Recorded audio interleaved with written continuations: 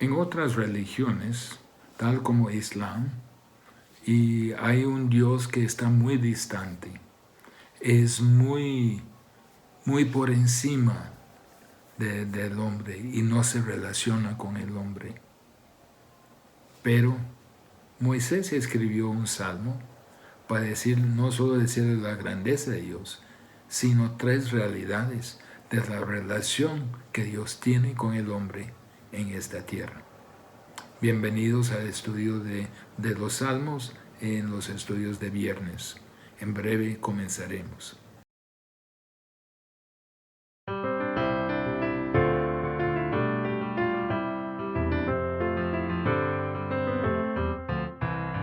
Grande es Jehová y le damos loor por su grande poder y su amor. Grande es Jehová y su fidelidad y su amor para siempre será.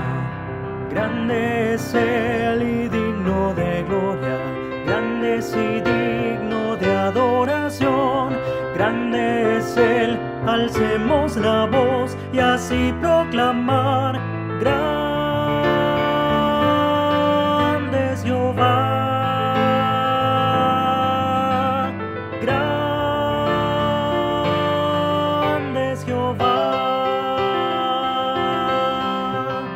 Grande es Jehová y le damos loor por su grande poder y su amor. Grande es Jehová y su fidelidad y su amor para siempre será. Grande eres tú y digno de gloria, grande eres tú y digno de honor. Grande es Él, levanto mi voz, elevo mi voz. Grande es Jehová. Grande es Jehová. Grande es Jehová.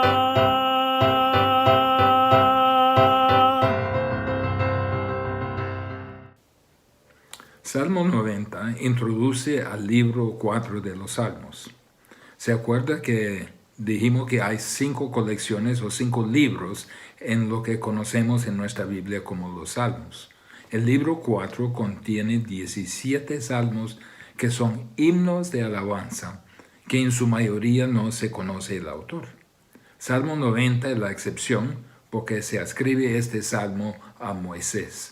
Probablemente es uno de los primeros salmos que fue escrito y el más antiguo. También es posible que Salmo 90 establece el esquema para todos los salmos del libro 4. Es probable que Moisés escribió el salmo hacia el final de su vida y por eso contemplaba la peregrinación de Israel, toda la historia de fracaso del hombre de Israel y de la grandeza de Dios. Inicia con una declaración poderosa de la grandeza de Dios. Mire lo que dice en versículos 1 y 2. Señor, tú has sido un refugio para nosotros, de generación en generación. Antes que los montes fueran engendradas y nacieran la tierra y el mundo, desde la eternidad hasta la eternidad, tú eres Dios. En esa breve frase marcamos 3 grandes hechos de la grandeza de Dios. Primero, Dios es grande porque Él es el lugar de habitación para el hombre en todas las generaciones. Dice en versículo 1, tú has sido un refugio para nosotros de generación en generación. La palabra refugio es actualmente la palabra tienda, como tienda de reunión. Como tienda de reunión donde Moisés se reunía con Dios, donde hablaba con Dios. Y más tarde el tabernáculo también fue llamado tienda de reunión, donde Dios hizo reunión con el hombre.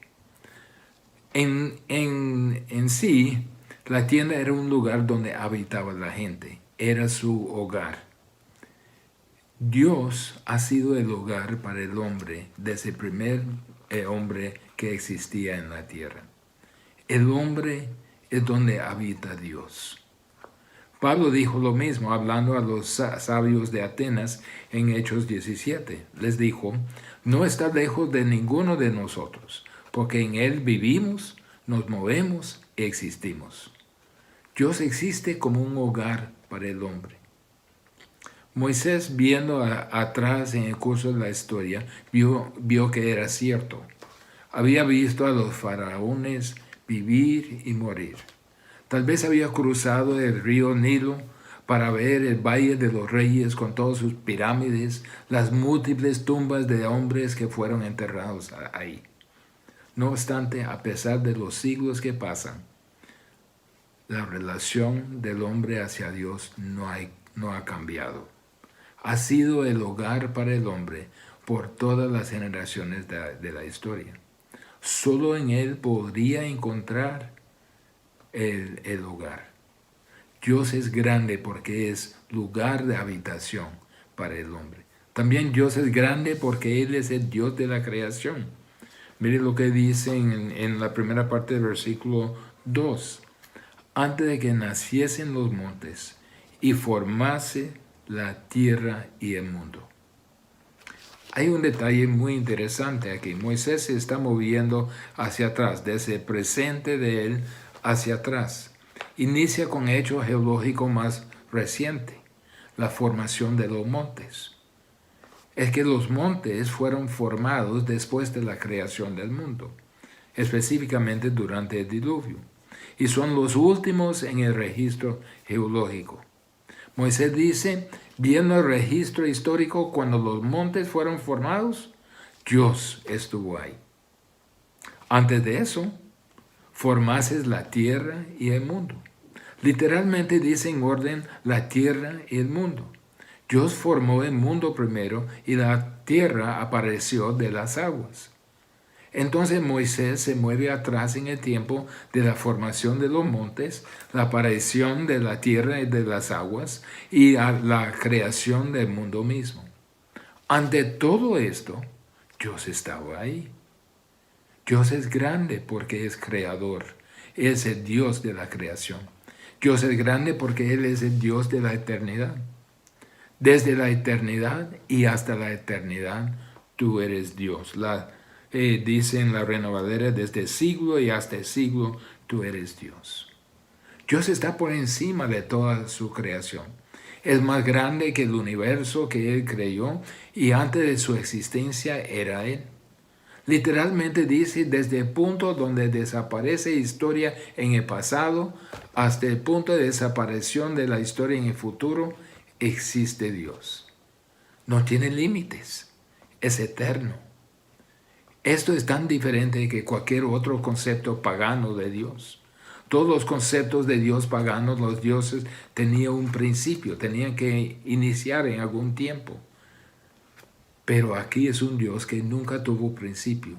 Un Dios sin límites de tiempo que es más allá de su creación y sobre su creación. Y por encima de todos los eventos de la historia, aquel Dios, aquel ser tremendo, quien es tan diferente, tan otro de nosotros, tan por encima de nosotros mismos, ahora se viene acercándose a nosotros. Pero si Dios es tan grande, tan incomparable, tan inescrutable, ¿cómo podemos relacionarse a la grandeza de Dios? Moisés en respuesta nos da 3 realidades entre Dios y el hombre, empezando con el versículo 3. Vamos a ver versículo 3 a 6. Haces que el hombre vuelva a ser polvo y dices, volved, hijo de los hombres, porque 1000 años ante tus ojos son como el día de ayer que ya pasó, y como una vigilia en la noche. Tú los has barrido como un torrente. Son como un sueño, son como la hierba que por la mañana reverdece, por la mañana florece, reverdece, al atardecer se marchita y se seca. La primera realidad es esta. Como hombres debemos vivir dentro de la realidad de la soberanía de Dios. Es Dios quien controla la vida humana. Moisés nos señala, haces que el hombre vuelva a ser polvo. Y dice, volved, hijos de los hombres. Dios en su soberanía determina límites a la vida humana. Nuestra vida es frágil. Volved, hijos de los hombres. Hay ciertas cosas que no nos dejan hacer. ¿Es correcto desarrollar el poder nuclear? La respuesta es sí, porque si no fuera permisible, Dios simplemente diría, volver atrás, hijos de los hombres. Y eso sería tan lejos que podríamos llegar. El hecho de que la energía nuclear existe hoy nos indica que está dentro de los límites que Dios tiene para los hombres. No podríamos desarrollar lo que Dios no nos permite desarrollar. Dios no nos permite, por ejemplo, el entendimiento de tiempo. Dice Dios, no os toca a vosotros saber los tiempos o las sazones que el Padre puso en su sola potestad. Dios pone límites a la vida humana. Dice al hombre, vuelva al polvo porque de polvo viniste. A cada individuo en algún tiempo o el otro, Dios dice, vuelva al polvo. Dios no nos permite vivir tiempo ilimitado tampoco. Dice, porque 1000 años, versículo 4, delante de tus ojos son como el día de ayer que pasó y como una vigilia de la noche. ¿Será que el tiempo de vida originalmente esperado por Dios del hombre fuera 1000 años? 1000 años parece ser el límite original de vida para el hombre. Los primeros hombres registrados en Génesis vivieron casi 1000 años, algunos 700, otros 800, el más viejo era 969. Antes del juicio de Dios sobre la tierra es probable que tenía la intención de que el hombre viviera 1000 años. ¿Qué puede pasar en 1000 años? Para dar una idea, imperios se levantan y caen. Filosofías vienen y se van, tal como la moda. Desde nuestra perspectiva es mucho tiempo, pero 1000 años, comparados con la grandeza de Dios, es como ayer, es como el tiempo que ya pasó. Y como una vigilia de la noche. Una vigilia era un periodo de 4 horas que la centinela estuvo en su deber antes de que llegara su relevo. Moisés dice que esto es como 1000 años le parece a Dios. Es como nada. Dios en su soberanía determina la longitud de nuestra vida. Dice aquí, tú lo has barrido como un torrente. De repente el hombre es sacado de la tierra. Vivimos dentro de la soberanía de Dios. No hay nadie fuera de control de Dios. No tenemos control sobre la longitud de nuestra vida. La historia nos confirma que los hombres pueden desaparecer repentinamente del escenario. Tú lo has barrido como una escoba, como una torrente. Ninguno de nosotros tenemos garantizado larga vida. Pienso que Moisés pensaba en los torrentes repentinas en lugares secos porque había llovido en la montaña y llega al lugar como una cabeza del agua que lleva todo lo que encuentra en su camino. No se deja evidencia de lo que era antes del torrente. Pero aún si no son barridos, son como la hierba que por la mañana reverdece, por la mañana florece y reverdece, al atardecer se marchita y se seca. Aún el tiempo normal de vida para los hombres es uno de deterioro avanzando hasta que como la hierba, hasta como el zacate, está en la mañana reverdecido, pero en la tarde se marchita, es cortada y desaparece. Pensamos de Hugo Chávez, que tenía muchos planes para Venezuela como potencia, pero de repente fue barrido. Lo mismo es cierto para toda persona. Nosotros nos preocupamos sobre nuestra fama, sobre nuestro legado. Son más pasajeros que aún nuestra vida. Nos preocupamos sobre quién gana el campeonato, sobre quién ha sido nuestro prócer y qué legado nos ha dejado. Salomón escribió en Eclesiastés 1, versículos 8 a 10. ¿Hay algo de que pueda decir, mira, esto es nuevo? Ya existían los siglos que nos precedieron. No hay memoria de las cosas primeras, ni tampoco de las postreras que sucederán.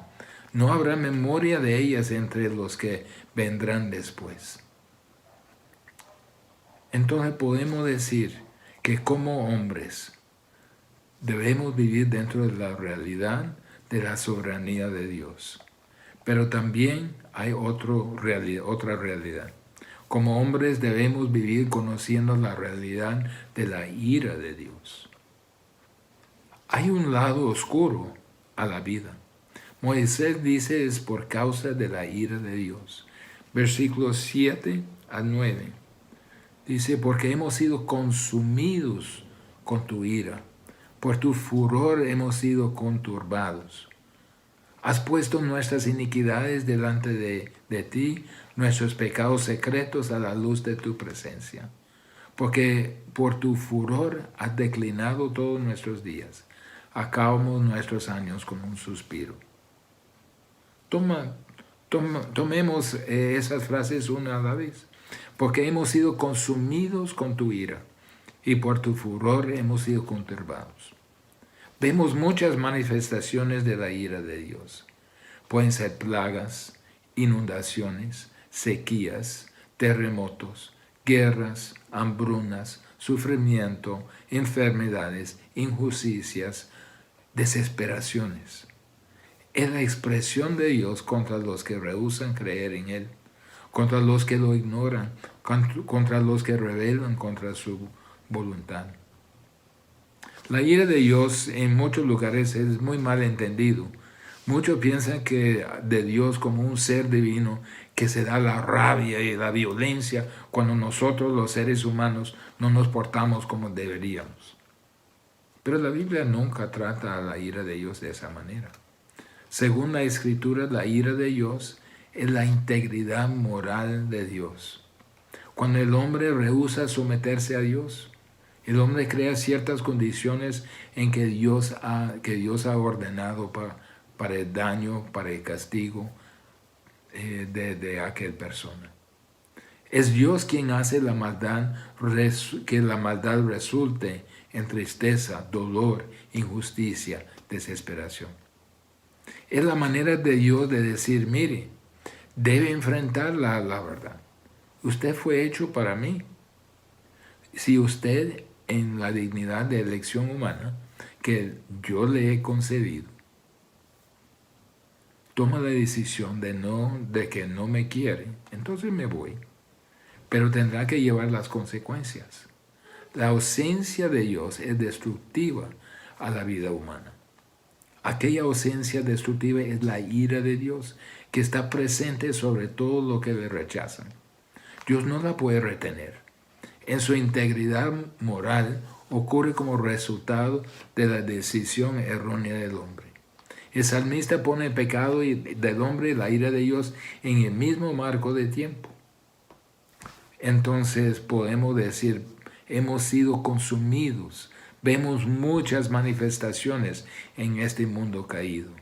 Pero también has puesto nuestras iniquidades delante de ti, nuestros pecados secretos a la luz de su presencia. La causa de la ira de Dios siempre es el pecado humano. La manifestación de la ira de Dios no será aparente si no fuera por los pecados puestos a la luz de su presencia. Dios conoce nuestros pecados, externos tanto como internos. Conoce nuestros pensamientos secretos que guardamos y jugamos tomando placer en ellos, considerando una y otra vez. Dios se da cuenta de ello. Y estas impurezas contribuyen a su ira. Porque por tu furor has declinado todos nuestros días. Acabamos nuestros años como un suspiro. Moisés escribió este salmo al final de su vida y de la peregrinación en el desierto era muy presente en su mente. Los de la primera generación conocieron su pecado muy bien y sabían que eran condenados a morir en el desierto sin entrar en la tierra prometida a causa de su murmuración y desobediencia. Habían 3,000 muertos con el becerro dorado. La muerte de Nabal y Abiú ofreciendo fuego extraño. 250 muertos en la rebelión de Coré, donde la tierra lo abrió y los tragó. 14,700 muertos en la murmuración contra Dios. Muchos muertos de los serpientes ardientes. La segunda generación creció viendo a la generación de sus padres morir uno, por la maldición a causa de su desobediencia. Mire, Dios no es injusto. Su ira es la ejecución de su justicia. Ezequiel 18:20 dice, el alma que peque, esa morirá. Y Romanos 6:23, porque la paga del pecado es muerte. Ya vemos a través de toda la historia ha sido lo mismo. Más bien el hecho de que Dios permite la manifestación de su ira, de su integridad moral contra el pecado, precisamente porque le permite oportunidad de ejercer su amor. Mire lo que dice Juan 3:16.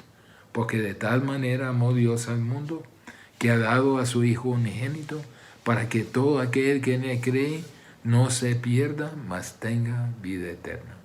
El siguiente versículo dice, mas Dios no envió a su Hijo para condenar el mundo, sino para que el mundo fuese salvo por él. Dios estaba dando una salida, si lo conocieron. Pero existe la ira de Dios. La ira de Dios requiere una respuesta de nosotros.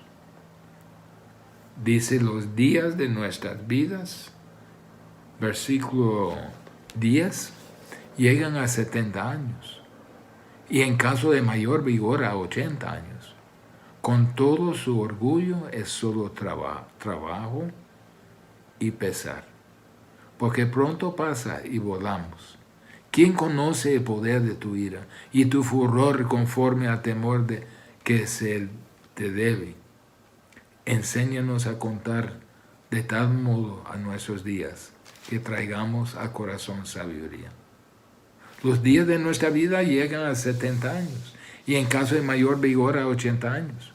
Con todo su orgullo es solo trabajo y pesar, porque pronto pasa y volamos. No importa qué tan largo vive el hombre, tendrá que enfrentar el hecho que sus días son marcados de trabajo y pesar, que indica la presencia de la ira de Dios.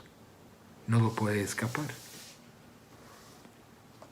¿Quién conoce el poder de tu ira y tu furor conforme al temor que se te debe? ¿Por qué ignoramos el hecho de la ira de Dios?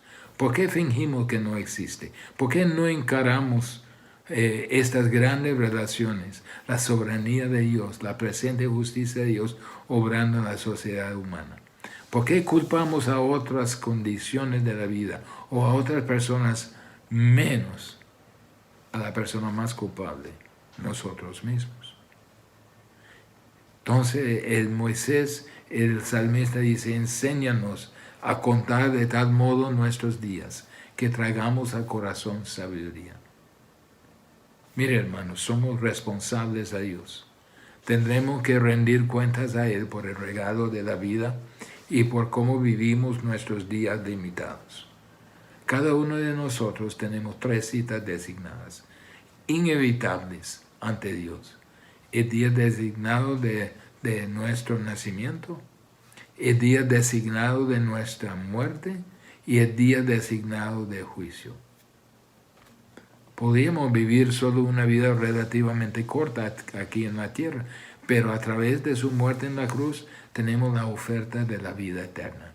Jesús dijo, de cierto os digo, el que oye mi palabra y crea que me envió, tiene vida eterna, y no vendrá a condenación, mas ha pasado de muerte a vida. También somos responsables a Dios por la manera que usamos esta vida terrenal. De manera que cada uno de nosotros dará a Dios cuenta de sí, en Romanos 14:12. Cada uno de nosotros tenemos 16 horas por la semana. 168 horas por la semana. ¿Cómo y dónde invertiremos estas horas? Efesios 5, 15 al 16 nos habla muy directo. Mirad pues con diligencia cómo andéis, no como necios, sino como sabios, aprovechando bien el tiempo porque los días son malos. Esto es traer al corazón sabiduría. Eso es responder a la realidad de la ira de Dios. Entonces hemos visto de que Dios es nuestro lugar de habitación. La realidad es soberana. También hemos visto de que la realidad de la ira de Dios, que Él debe juzgar la injusticia. Y ahora venimos a la tercera. Como hombres debemos vivir conociendo la realidad del amor de Dios para el hombre. La mayoría de nosotros pensamos en nuestra relación con Dios solamente en términos de la justicia de Dios y la ira de Dios. Él es todo de justicia que mira a nosotros y somos responsables de guardar sus mandatos. Pero aquí Moisés presenta otro aspecto de Dios, el amor de Dios. Déjeme leer la sección por usted, empezando con versículo 13. Vuélvete, oh Jehová, ¿hasta cuándo? Y aplácate para con tus siervos. De mañana sácianos de tu misericordia y cantaremos, y nos alegraremos todos nuestros días. Alégranos conforme a los días que nos afligiste, los años que vimos el mal. Aparezca en tus siervos tu obra, y tu gloria sobre sus hijos.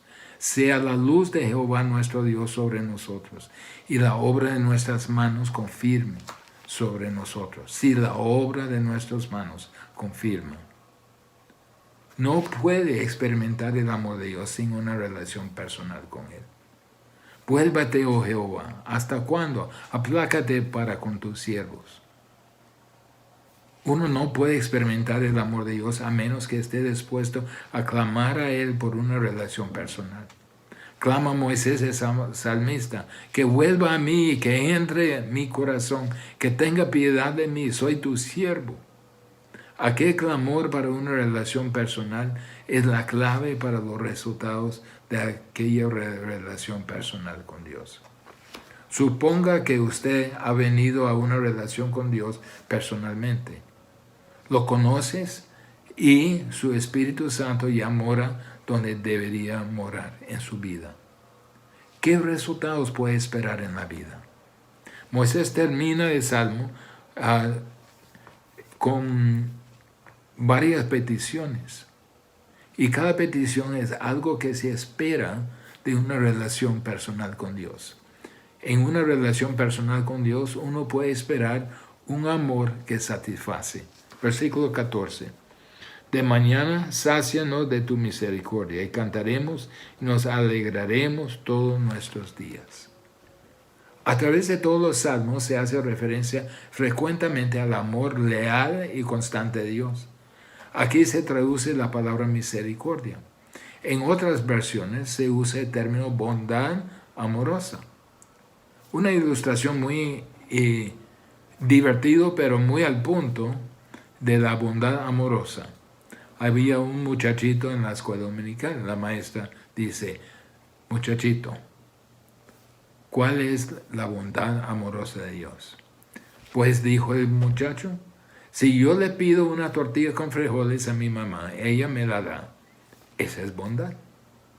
Pero si agrega mantequilla y queso rallado, eso es bondad amoroso. Eso es el amor de Dios. Nos da mucho más de lo que hemos pedido, mucho más de lo que merecemos. Es el amor que demuestra Dios, amor sin condición. Amor que ha tratado con mi pecado, con mi rebelión, y todavía me ama. Ese es amor que satisface. En una relación personal con Dios uno puede esperar un gozo que restaura. Dice versículo 15, alégranos conforme a los días que nos afligiste y los años en que vimos el mal. Podemos esperar un gozo que recompensa del pasado, que restituye los años que comió la oruga, el saltón, el rebotón y la langosta. Uno de los mayores gozos es mirar atrás a los momentos y hasta años de mi pasado que he desperdiciado y hacer contraste con lo fructífero que de mi experiencia presente. Dios siempre está corrigiendo y lo que en un momento parecía una situación perdida. Es una relación que Dios produce el gozo que restaura en eso. También es una relación personal en que uno puede esperar una confianza en las promesas de Dios. Dice en Salmo 116, aparezca en tus siervos tu obra y tu gloria sobre sus hijos.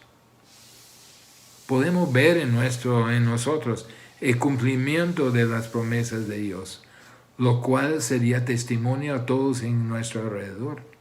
Que todos pueden ver la gloria de la obra de Dios en sus hijos, no solo en mi generación, sino también en la generación venidera. También la palabra para un discípulo de Jesucristo, en una relación personal con Dios, uno puede esperar que su vida tenga propósito. El versículo 17, sea la luz de Jehová nuestro Dios sobre nosotros, la obra de nuestras manos, en cualquier caso, sea el mío o sea lo de otro, esa luz en una relación personal uno puede esperar que su vida tenga propósito. Sea la luz de Jehová nuestro Dios sobre nosotros, y la obra de nuestras manos confirma sobre nosotros. Sí, la obra de nuestras manos confirma. El versículo 17, para terminar el salmo. Nuestra vida no será malgastada en manos de Dios. No sería perdida ni solo de vanidad.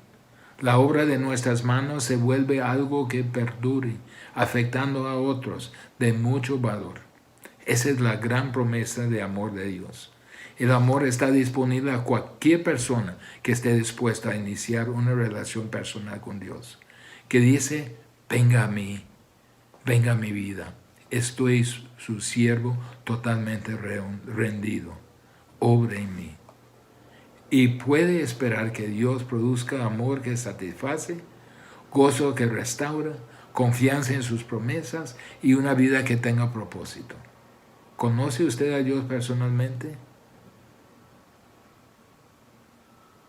No vivimos en un vacío, ni en una burbuja. Hay tres realidades entre Dios, el Creador y el hombre. Primero, la soberanía de Dios que determina los límites en que todos vivimos, quiéralo o no. No estamos controlando nuestra vida. La ira de Dios que todos experimentamos, seamos inocentes o culpables porque vivimos un mundo donde el pecado se expresa. Y tercero, en medio de todo esto, la gloria y maravilla del amor de Dios que se manifiesta a sus hijos, a los que le conoce personalmente en amor que satisface, gozo que restaura, confianza en sus promesas y una vida con propósito. Todo esto está disponible a los que le aman, a los que lo tienen como su Salvador. Oremos. Padre, te damos gracias por este Salmo de Moisés, que nos demuestra su grandeza, que nos demuestra, Padre, que también tú tienes tres realidades con nosotros que tenemos que contemplar. Lo primero es que tú eres soberano. Y lo segundo es que tú ejerces tu sabiduría. Y Padre, te pido que a volver a nuestras casas o a volver a nuestros hogares, que podemos entender también que tú no solo es soberano, que tú no solo es ira, pero tú eres amor. Amor sacrificial, amor donde todo está arreglado por su Hijo en la cruz. Y tú invites a nosotros a creer en Él para que tengamos ese perdón. En el nombre de Jesús. Amén.